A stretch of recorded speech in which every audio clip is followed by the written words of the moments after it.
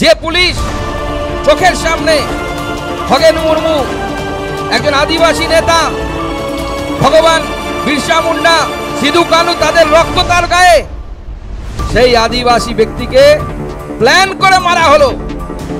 এবং লক্ষ্য করে দেখুন, পুলিশের তাবর তাবর অফিসাররা ওখানে ছিল ঘটনা ঘটার 15 মিনিট আগে। যেই আমাদের নেতারা পৌঁছলো, সঙ্গে সঙ্গে পুলিশের আইজি ওখান থেকে চলে গেল, এসপি চলে গেল, আর খগেন মুর্মুকে ঢিল মারা হলো। এবং যখন খগেন মুর্মুর রক্ত বেরোচ্ছে এখান থেকে ঝরঝর করে, আমাদের ড্রাইভার সমীর দা, বহু পুরনো পার্টির ড্রাইভার শিলিগুড়ির, সে জোরে গাড়ি চালিয়ে বের হতে যাচ্ছে যে হসপিটালে নিয়ে যাব।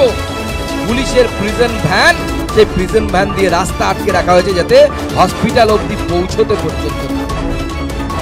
এটা কার প্ল্যানিং? এটা মুখ্যমন্ত্রী মমতা বন্দ্যোপাধ্যায়ের প্ল্যানিং, যেটা পুলিশ ওখানে সেখানে লাগু করছে।